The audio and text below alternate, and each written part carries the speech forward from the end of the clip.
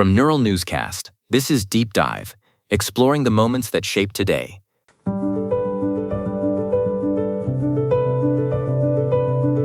I'm Peter Rowan. Welcome to Deep Dive from the Neural Newscast. It is March 3rd, 2026, and today we are looking back at a date that finally gave a young nation its official, unified voice. And I'm Elise Moreau. It is a day where we find a fascinating intersection of national identity, massive technological leaps, and even a bit of the truly bizarre. Peter, the way a country chooses to represent itself is always a matter of intentional design and policy, and today marks a major milestone in that story. Exactly. That is where we start.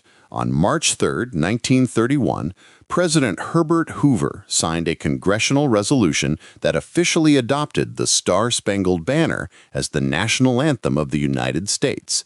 It is a bit surprising to realize that before that moment, the country didn't actually have one official song. It really is interesting to think about what filled that void before 1931. People often used My Country 'Tis of Thee, which of course shares the exact same melody as the British anthem, God Save the King.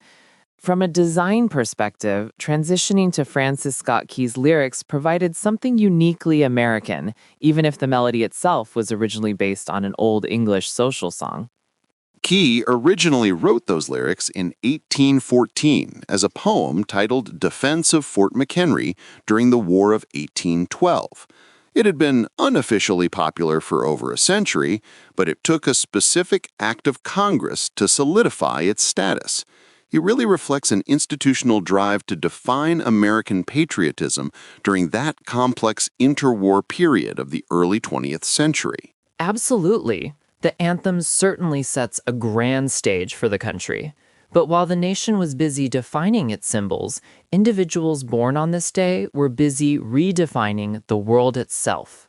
We have 3 remarkable birthdays to celebrate today, starting with the man whose work we are essentially utilizing right now to have this conversation.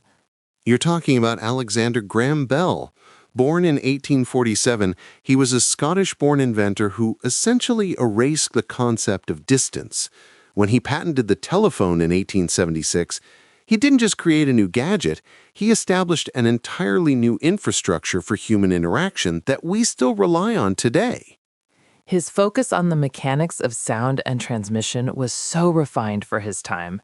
And speaking of infrastructure, we also share this birthday with George Pullman, born in 1831. Peter, you have to appreciate what Pullman did for the actual experience of travel across the continent. Pullman was a visionary of comfort and form.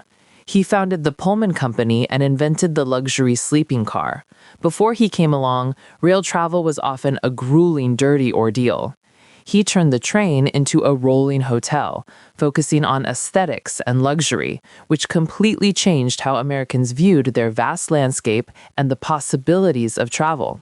Then, moving from industrial luxury to the silver screen, we have Jean Harlow, born in 1911. She was known as the blonde Bombshell, a major Hollywood icon of the 1930s.